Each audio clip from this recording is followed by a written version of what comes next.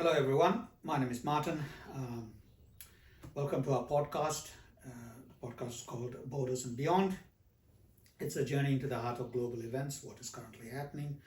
I am with a friend of mine, Alok. What we normally do is we tend to have these conversations practically every day, and we thought we'll bring this on a podcast and you can all listen to us and see what you think. We are Australians of Indian origin, so we have a passion for what's happening in Australia, but also what's happening in India and how global events are shaping the current world order, if you want to say it that way. So whether you're a seasoned geopolitical enthusiast or just beginning to explore the contours of the complexities of this world, Borders and Beyond is your essential guide. So subscribe to our channel if you enjoy this conversation. Every week we'll be bringing you something different, and me and Alok will be having these conversations on a weekly basis. Alok, do you want to do a little bit of an introduction about yourself? Yep. Myself, I've been into world affairs. I keep myself updated, and I like to discuss of events and policies and how that they might affect different countries and the people overall. And because whatever happens somewhere in the world today, there is an effect of that somewhere else. Absolutely. And we also see new things that keep happening in the world at a drop of a hat, about which a lot of people don't have any understanding. So this podcast is sort of trying to make sense out of what the people who are in control decide to do and how that affects the common people. Okay.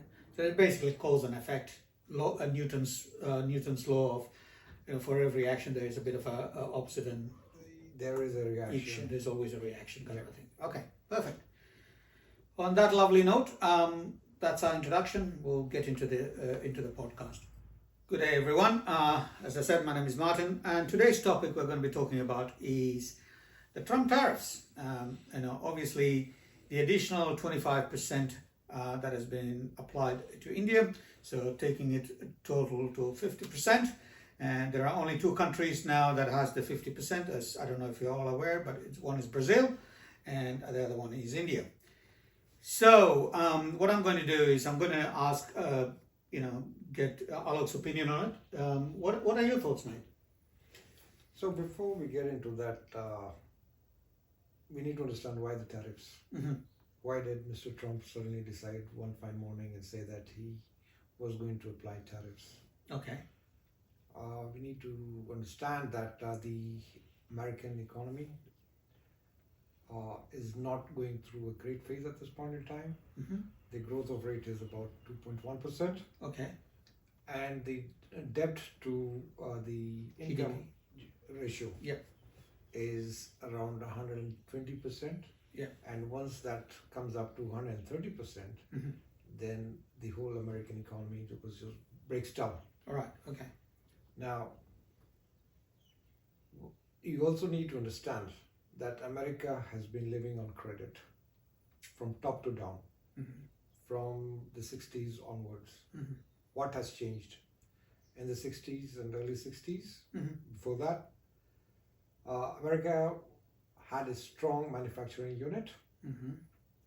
And after the 70s, they started importing. They became a consumer nation rather than being a producer, manufacturer. Yeah. Thanks for correcting there. And now what that has added to is the additional imports of everything, not high tech. But what you also need to realize that the middle and lower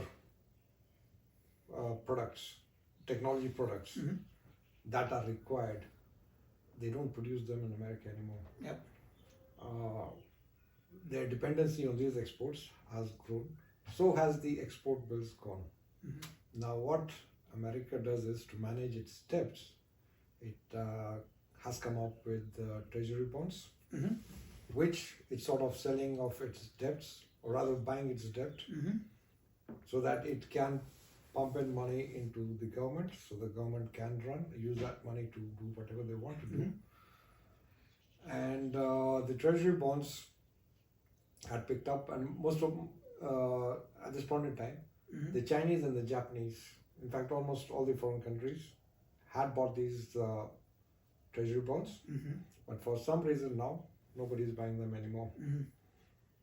So what Mr. Trump now wants to do is impose tariffs on countries who want to sell in the US. On top of that, he's asking them to invest money into America so that they can set up manufacturing. But what they've forgotten is that, or what he doesn't realize is that they don't have the skills for the people that would work in these factories, because nobody's been producing there anything right now, right? Yeah. So we're talking high tech is fine. High tech technology products, they have the manufacturing. You have the Gs, and you have the Lockheed and all that kind of stuff. Yeah, you're talking engines and things like that. Engines and that, they're there. But we're talking consumable items. So, for example, we're talking about, say, semiconductor chips or something like that. They don't have the people to do it. They don't have the they don't have the skill set. Is that what we're going, or we're talking about just normal toys, or what are we talking here? Oh, yeah, almost everything. Yeah. They haven't been manufacturing for almost 40 years now, right? Right. Okay. So people have lost that touch. Okay. On top of that, the cost, salaries and all, is pretty high. Indeed, yes. That is why they had decided to move all this production out to China and to other countries, in rather the third world countries, and then produce them there and then import them. Now that we understand that, suddenly they're asking for putting the tariffs in place, where people now have to pay extra to be able to sell in the US. Yeah, but here's my thing though. My problem is with that is, okay, you're putting tariff, but the person paying the tariff is the American, right? So it's like a tax. Yeah, you could say so. Yes, it's a tax. You're taking all the money in, but then what ends up happening is that yes, you're going to get a sugar high at the first, where you get a lot of money, but the consumption starts to drop, and then all of a sudden you're not getting a lot of money. Yes, because the price of the same product is gone up. Is gone up. Yeah, and you can already start seeing the effects of it, because prices in the US, since these tariffs have come into being, have risen up by 6 to 10%. Exactly. And the common people in America are beginning to feel the pinch. Yeah. And if you remember, Canada also recently sent back a lot of dairy products because of the tariff, and these products had to be sold off in America at very discounted rates because they were about to expire. So the quality of products also going down into the common people is not that great. Yeah, I completely agree. But my question to you was, why India? Why Brazil? Okay, good question. Now, Mr. Trump, in his mind, he thinks that at some point in time, countries like Russia, China, India, and Brazil, and South Africa, BRICS, would try to replace or deregulate the dollar and start using other currencies. So that is his greatest fear. Now, what that would do is, because the American dollar, its value is there because everybody is trading in the dollar. Correct. The minute other countries start dealing with local currencies or other currencies, or use that as a reserve currency, okay, or start using gold as a reserve currency, then the dollar loses the value. And once dollar loses the value, it affects the American stature. Yeah. So here's what I'm thinking, right? The same question, the way I'm looking at it. So I think I 100% agree with you, mate. I mean, there's no question about it. But what I think why he was targeting India and Brazil and using different contextual terms, right? So BRICS is made up of, Brazil, Russia, India, China, and South Africa, who came in 2010. He looked at it and said, all right, he said it from the beginning, even during his election campaigns, right? He said that BRICS is a problem. He doesn't like BRICS because they're looking at de-dollarizing. And no matter how much reassurance they've given, he doesn't think that is. So what he's looked at is, okay, how can I break BRICS? So he looks at it and says, Russia, China, it's pretty hard to break it. If we can get these two guys broken away from it, that's the end of BRICS. That is India and Brazil. So he started with Brazil. He pumped it up to 50% on the pretext of Jair Bolsonaro and, the previous president of Brazil. And he started interfering in the internal affairs of Brazil. Now it's funny, isn't it? I mean, like the United States would say, we can't stand anybody interfering in our services, but then you go and interfere in everyone else's business, right? I mean, that's the fact of it. So here you are, interfering in Brazil's judicial process, and now you've used that as the reason to now get Brazil into the 50%. But the good news was that Brazil just said, okay, stuff you. We don't care. We'll sell our coffee beans to China. And guess what? They did. And all of a sudden, the Americans are like, oh, Jesus, where do we purchase our coffee beans? So we're going to go to Colombia. Now it's going to cost us even more. So good old Starbucks is now going to start costing a little bit more, as you can imagine. And then he said, oh, let's deal with India. And naturally, there was they were trying to do an FTA, as you can imagine, and then halfway through it, apparently they nearly signed it. It was nearly done, and it was given to him, and he just shoved it in and said, no, I need better. He wanted the same situation like the supplicants in the Europeans, just come in and just lay down flat and say, yeah, bug them into the back end or whatever you want to call it, and we'll do whatever you want, Daddy Trump,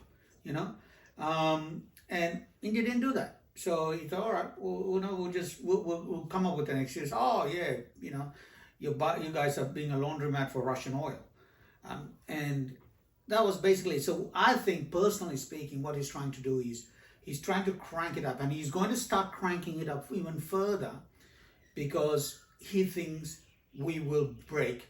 And his final thing will be like, you need to, if we agree to it, and it's my thought, if we agree to it, like say as an Indian, if the Indian government says, okay, fine, we will stop importing Russian oil, I guarantee the goalpost is going to change and say, we want you out of BRICS. Yeah, I sort of agree with you. You addressed three different things here. Yep. You talk of Europe. Mm-hmm. You talked of Brazil. Yep. And you talked of India. Mm-hmm. As far as Europe is concerned, Europe is dependent on America. Yes, they are. Okay. So at this point in time, looking at their economic conditions, the way they are trying to pour money into the Ukraine, they don't have money at this point in time, and they are looking up to America to help them continue the war there. So, but why though? They sort of, we'll come to that as well. So they are ready to listen to America, and whatever America says, they're ready to do so, at least on face value. Yeah. With regards to Brazil, the BRICS part of it is there, where he thinks that he can break up BRICS. And India, it is completely different there. There are 2 or 3 points why he's doing that to India at this point in time. Sure. Can you expand on it? Yes, I would come to that. So the first thing is that over the past couple of decades, America has been trying to pull India towards America. Mm-hmm. So I think, what do you say? It's mutual though. Both countries wanted to do it. Yeah, but I'm looking at this from the American perspective at Ah, this okay, point in gotcha. time. Yep. Of course, India wants technology from them, Mm-hmm. and what America wants is to use India against China. As a bulwark. Yeah. All right. Yep. So Fight their war. Yeah, to fight their war, to reduce Chinese influence, Mm-hmm. and to keep China in check. Yeah. Because at this point in time in the Indian Ocean, India is king. Mm-hmm. Whether you look at the piracy part of it, the way the Indian Navy has controlled the Somalian piracy. Oh, yeah, yeah. I mean, and the Straits of Malacca and things. Yeah, gotcha. Yeah, so So the trade is all happening there. So- The Indian Navy manages that. the center of trade at this point in time Yeah. is the Indian Ocean. Yeah. Okay. Yeah. Everything passes through there. Yeah. And the Indian Navy is keeping that in check. Yeah. Then India has refused to sort of agree to be used Mm-hmm. to take on China, because India's multi-alignment policy Mm-hmm. does not allow it to stick to one side of the team. So we don't play the allies game. You mean? We're not playing the allies game. We Yeah. are looking at national interest. Yeah. And whatever suits our national interest, Yeah. we will go with that. Yeah. We may have problems with China, Mm-hmm. but then we can also sit across the table And have a chat. discuss And have a chat. trade Yeah. And have a coffee. and have a coffee. Yeah. The second point Mm-hmm. is that when the Ukraine war started, Mm-hmm. Europeans sanctioned. I wouldn't call it a sanction. What they did was that they put a price limit on the price at which Russia could sell their oil. Mm-hmm. America asked Saudi Arabia and the OPEC, or rather, I think this OPEC plus now that includes Russia, Yes. for them to produce more, so that they could mitigate the price increase if people stop buying from Russia. However, Saudi Arabia and OPEC refused Okay. because they had also good terms with the Russians. Yeah. So the Americans came over to India and said, can you buy oil from them? Since you buy a lot of oil from other places. Mm. So if you buy that oil from Russia, Yeah. the pressure on OPEC would not come to increase production. So, if I'm not mistaken, AK, sorry, I call him AK by the way, is that prior to the war, the Russia-Ukraine war, we were barely buying 1%. It was about 1%. We were buying mostly from the Middle East, correct? That is correct. Yeah, and then some of it was coming from the US. Yeah, but we were buying from everywhere. Everywhere. We were But buying it was from just everywhere. based on commercial terms. Commercial terms Yeah. and Then the the- price at that point in time. And then the war started. And the and war then, started. And then the price obviously the price of crude went up. Yep. And then everyone was worried about inflation. Right. And so then the Americans said, look, if you continue buying the rate you're buying, then everybody is going to start struggling. So please go and buy for the Russians. That is correct. Is that right? Is that what you're saying? That is what I'm saying. Okay, good. So our the percentage of oil that we're buying from Russia from 1% rose to about 38% Yeah. today. Mm-hmm. And in the meanwhile, you know that India over the past decade or so have been increasing their oil refinery capacities. Yeah. So India was buying oil from the world, from everywhere, and they sell out Refined products. refined products. Okay. And the highest importers of these oil products, Refined at this point products, in yeah. time, is Europe. Oh, right. Okay. Sure. So suddenly, India has become the second highest exporter of oil refined products. Right. Okay. And in When there, we're talking Europe, are we talking the whole of Europe or the EU? Or are we talking EU. Europe, Ukraine, everybody? EU, yeah. Okay. And what you need to realize is that also that in their tariff agreements with the EU, Yeah. America says that they are ready to sell Europe refined products Uh-huh. and petrol that they can use, petroleum products. Yeah. So inadvertently, India somehow has taken up the oil cabal. Refined oil cabal? Refined oil cabal, Yeah. because suddenly India is the second largest exporter. Exporter of refined oil. You'd be surprised that Byproducts of oil. yeah, almost 1 million barrels per day is being exported from India. Of refined products. Refined products. I mean, byproducts of oil. Okay. Byproducts of oil. And where is Whether this it mostly is- going to? Whether it is diesel, whether it is air fuel, So where is this going to? Europe? Europe, America, Right. Okay. other countries around the world. Uh-huh. So it's going all over the place. Yeah, sure. It's not specifically to Europe, but yes, a large part of that goes there. Mhm. Now, because America wants to sell their own products to Europe, at least 2 to 3 times the price of what India is selling. India refused. That sounds like mafioso tactics, mate. Mafioso tactics, arm twisting. Interesting, yeah. So when they asked India to stop buying oil, it is in fact what they are saying is stop exporting. And India is like, why? Why should we stop? Mm. So that is the major reason why Mr. Trump is twisting America's arm. So do you think it's okay? So geopolitics, it's all about. Just 1 second, Chakma. Sure. And of course, all the Donald's Mates. mates, Yeah.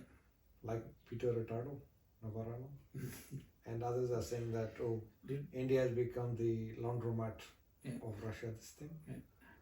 Yesterday's or day before yesterday's report has come out that India is the largest exporter of diesel to Ukraine.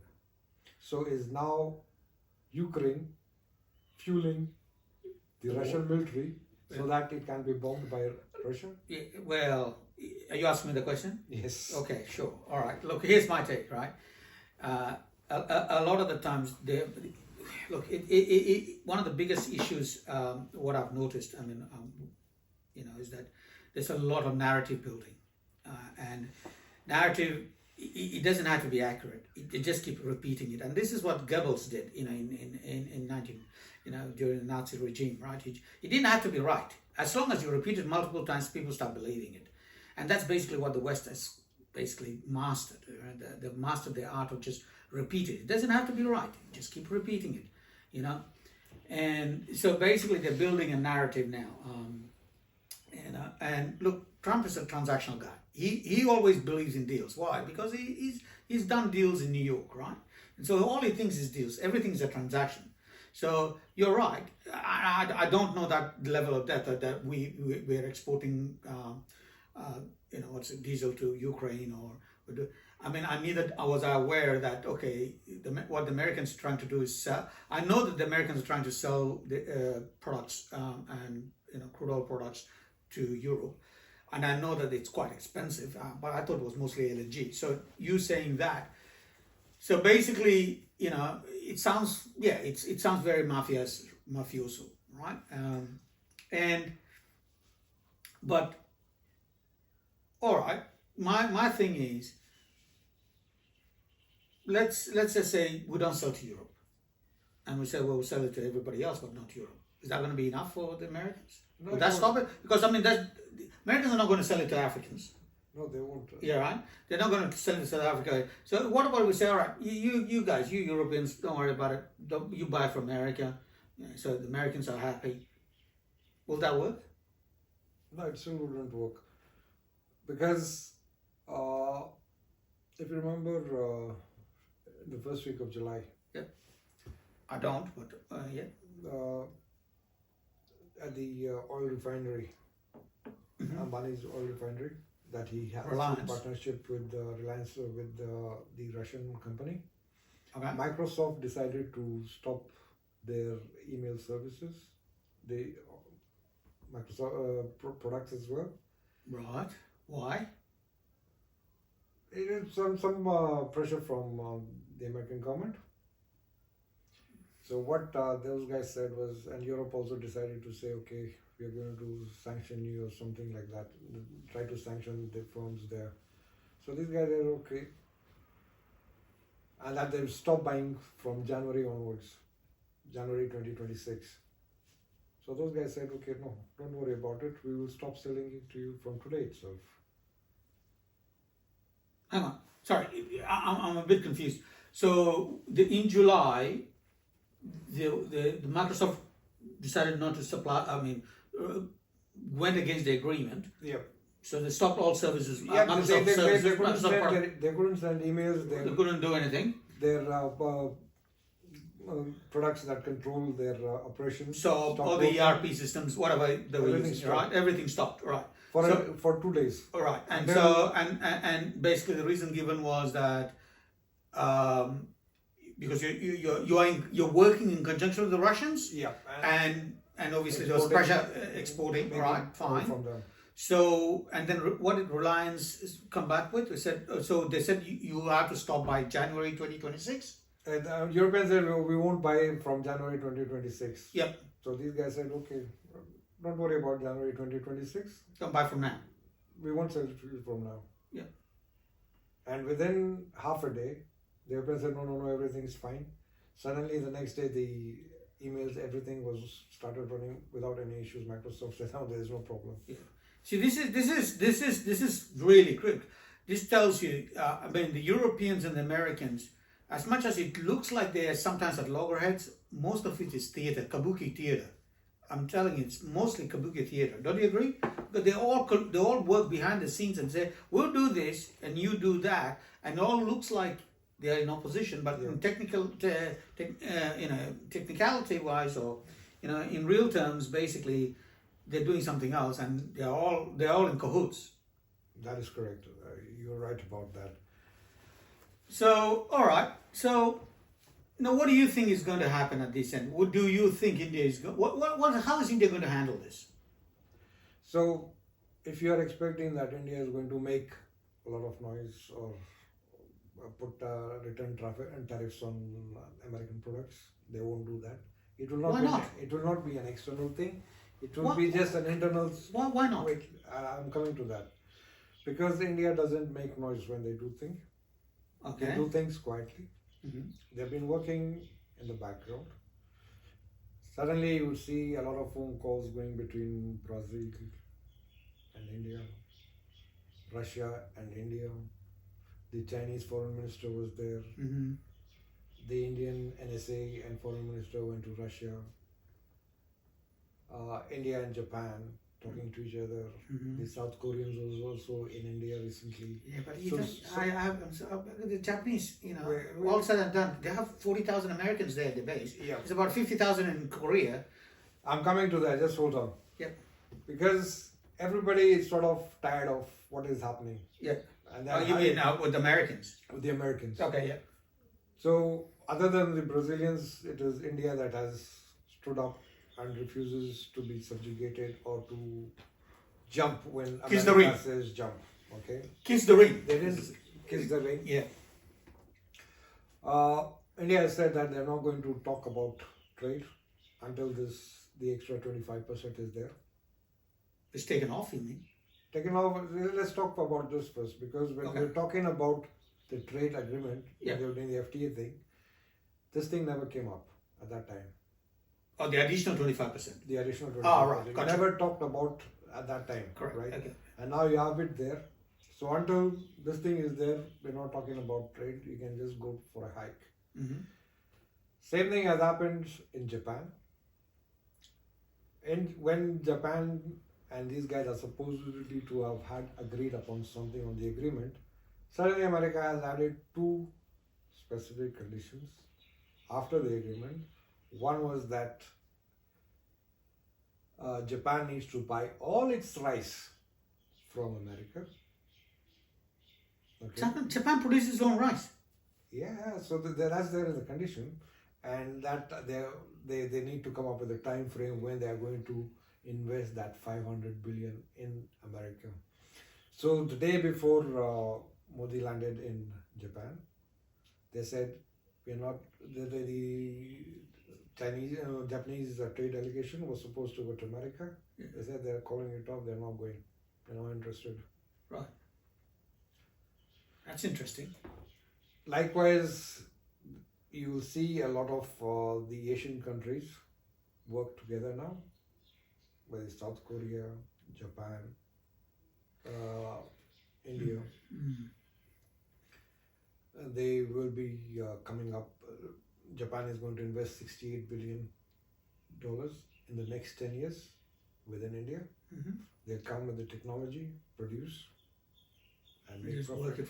working from each other. Yeah, that kind of makes sense. Likewise, the South Koreans are also going to invest. India has the largest market in the world. So that's basically You have- internal and external. Kind Yeah, of. you have 1.4 billion people. You have the skills. You have the land. You produce, you use, and you export. So if America likes, They can buy. they can buy. If they don't like, So in the short term, do you think how much? Look, this 25% in the short term is going to affect a fair number of people, isn't it? So I think India's trade with the US is about 98 billion. Out of that, it would about 48 billion is affected. The rest is not affected because America cleverly has not tariffed refined oil petroleum products, And pharmaceuticals. and electronics, and a few other things, Okay. Also, that's for Apple. Okay, gotcha. and of course Apple. So what is affecting? It is going to affect is Mostly jewelry, the jewelry from Gujarat. furniture, Yeah. and those kind of things. Yeah. All right. And do we export that much? Furniture? Do we? We do Really? about $1.5 billion or something worth of furniture. Right. And the other thing, what America wanted was for India to open up its agriculture market so that they can send their GMO-based products That ain't gonna happen. bro. plus dairy products. And you know those dairy products, the cattle are fed on GMO plus non-veg items, which India would not allow. On top of that, we have a very large agricultural society that depends. I don't think that's going to even look. So that is there's no government is going to do that. That is the red line, right? Yeah, so whether it is the BJP government or whether the Congress, they party, won't allow it. Yeah. So those are red lines. Yeah. That is why Mr. Trump is pretty pissed off. Yeah. On top of that, there is also the ego issue of Mr. Trump. Yeah. Because he's not been given credit, or Modi has not nominated him for the Nobel Peace Prize for supposedly stepping in to stop Operation Sindoor. He likes taking credit for anything under the sun. I mean, that's all he's interested in. I think he's now come up for the 41st time to say that he stopped the war. But India is not giving him that credit. And I don't Why think should they? Because he didn't do jack shit. He didn't do that.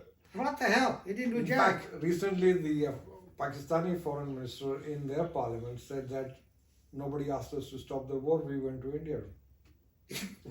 And yesterday, the Indian Vice Air Chief Marshal, he said that all it took was 50 missiles on the 9th and 10th for Pakistan to come and say, please stop. Yeah. I mean, look, it's interesting, isn't it? I looked at the tariff rates on the White House website, right? And this is interesting. Do you know how much the tariff is for Pakistan? 19%. Yeah. And India is 25%. Well, yes, but plus the 25%, they have 50%. No, then let's leave that 25% aside. But it's just 6%. For Pakistan, what is it? What are they're going to give him cryptos, is it? Cryptos. That is the private deal as well. It is for Trump. It's not for America. The crypto. So there going to be any tax on that, or is he that's tax That's free? going into his own personal kitty. Okay. For his retirement fund, let's put it that way. So he claims to be a multi-billionaire. What does he want more retirement fund? So he'll die richer. No? Oh, God. It absolutely makes no That sense. crypto is not for America. Or It's neither is it for Pakistan either. It is more for money laundering. So it is. It's just blatant money. I mean, I'll tell you what. I honestly. During the late 90s and early 2000s, you had there was this French bank that closed down. That was BCCIS or something like that. Oh, yeah. It was actually a Pakistani bank. It was a Pakistani bank, Yeah. and that purpose of that bank was to It- launder, It was completely laundering money. laundering money. Yeah. The What was West it used to called? use it. The terrorists used to use it. Everyone used it. Everybody used it. Yeah. So now, this crypto fund that Mr. Can I just say? Trump's family is helping Pakistan set up Yeah. is going to be used for the same purposes. You know, okay, I have a thing, right? And I'm like, I look at it and I say, man, the Qataris, the Saudis, the UAE guys and everybody, and including the Pakistanis, they have mastered the art of knowing how to massage this guy's ego. They really have. Right? There's no question about. Like the Qataris just gave him a plane, a full 747, right? Yeah. And said, "Bobo, here you go, make you take out." Was it a 747 or 787? No, 747. The whole lot, the whole shebang, right? He said, "Yeah, here you go, mate, have it." And he's like, "Oh, you know." I mean, like, I know if we do this, I mean, when I say we, I'm talking about it. I say, if India does it, I mean, there'll be hell to pay. But God, at least we got to be good at this shit, right? And say, "Here you go, mate. Have something. All right, we good?" Why can't we do a shit like this? Trump. We just give them a plane. I mean, look, there's plenty of Air India planes parked in there. Just paint it again. Repaint the thing and just say, "Here you go, mate. Here's another 747 for your collection." No, Trump is a very unpredictable person, you know. You never know which side the coin is going to land with him. I don't have a better idea. Why don't we paint his name on the ISR rocket? And say we're taking him to space. If I'm Modi, just joking, Modi guys. today, if Modi today says no, recommends Nobel Peace Prize for It's Trump, not going to happen. everything is going to go back. I can assure you that. You don't need to give him a plane or just say, "Hey, You stop the war? Peace Committee Prize." We don't have that much power. Trust me, I don't think so. No, you just recommend him. I mean, all you have to do is recommend. Yeah. And meanwhile, they know that 3 of the 5 members of the Nobel Peace Prize Committee, Yeah. 3 of them are against Trump getting that. Of course. So how does he get it? Look, Majority is saying no. So you can be rest assured he's not getting Nobel Peace Prize.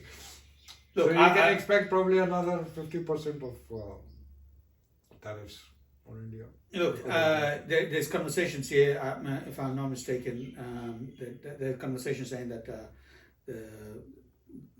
Trump is looking at increasing tariffs on the Chinese to 200% or something. I heard that on the grapevine. I'm not sure how this is going to go.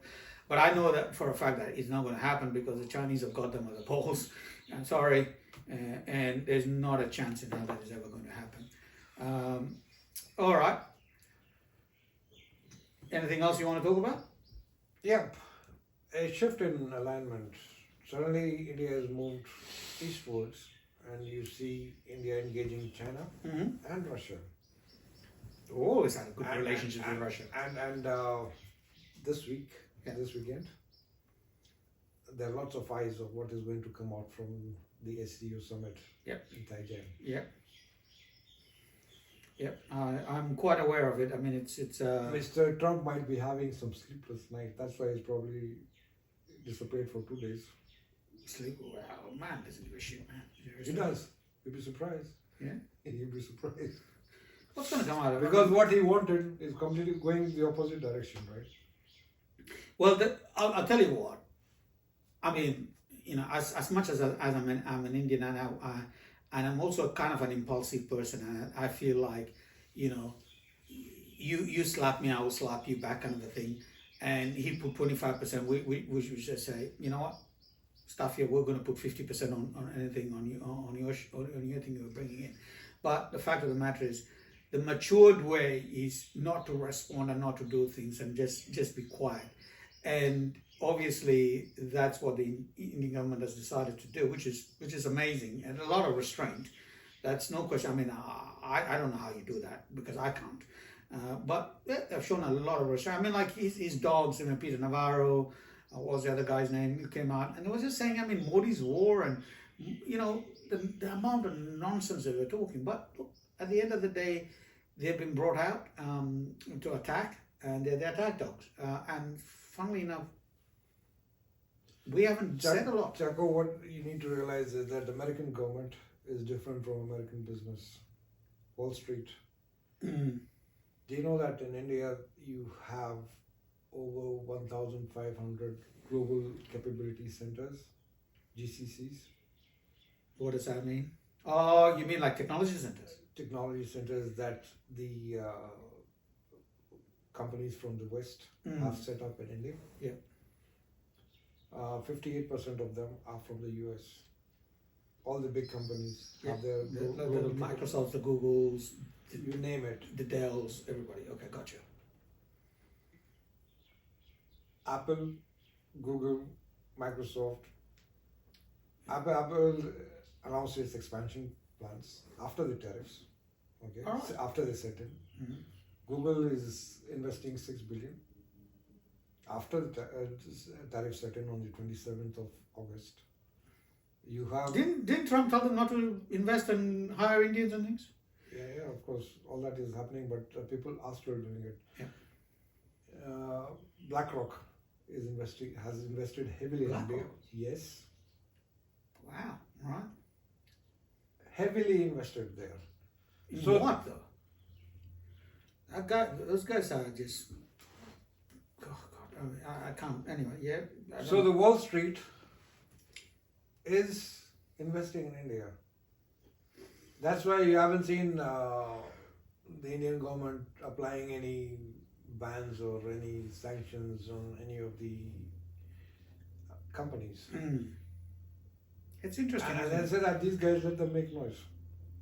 GE is supposed to sell, they're about finalizing that agreement, 114 engines for the Tejas. Didn't they do that about a couple of years back? No, that was 404. That they are supplying those, but they are talking about Oh, the 414s, yeah, for the 1As. Okay. 114 Yeah. of them, and that is about to be signed as well. Why are we signing that with this nonsense? They're just dangling it in front of them, right? Safran is already coming, right? Yeah, for the AMCA thing. But that once you build one engine, you can always modify it and use it in something else. It's a bit different. It's a bit more complex than that. But that's interesting. Right. Okay. Well, anything else you want to talk about? No, I think we've covered quite a bit today. Yeah, I know. We have. I hope our viewers Yep. have Got an insight Insight in how we think and how we. how we are looking at it. And Yeah. And look, I would like your comments and Feedback on that. feedback. And obviously, this is our first go at it, so naturally we'll become a bit more professional. As you would probably have heard a couple of swearing things that have gone in, which shouldn't have gone in. So apologies if YouTube anybody's has offended. done I will say I'm sorry. It was mostly me. I got a bit of a potty mouth. I got to admit that. But that's just pure passion sometimes coming out in a different framework. Look, just to give you a bit of a background, I was born in Africa, in Nigeria. So I straddled 3 continents, believe it or not: Africa, Australia, which is a continent, and India. So there you go. And Chowdhury Alok here, he lived in Ethiopia, and then when there was a coup in Ethiopia, he found his way to Nigeria, and that's where we met. And we've been together for, we've known each other now for 40 years, as he said. I don't know whether he did that, but and then now we're in Australia. There you go. So you've straddled 3 continents too. And we're bringing a perspective from 3 continents. Hopefully that's going to be helpful. Maybe not. I lived in China for a while as well. So on that bombshell, we'll call it quits, and we'll see you next week. Thank All you. right.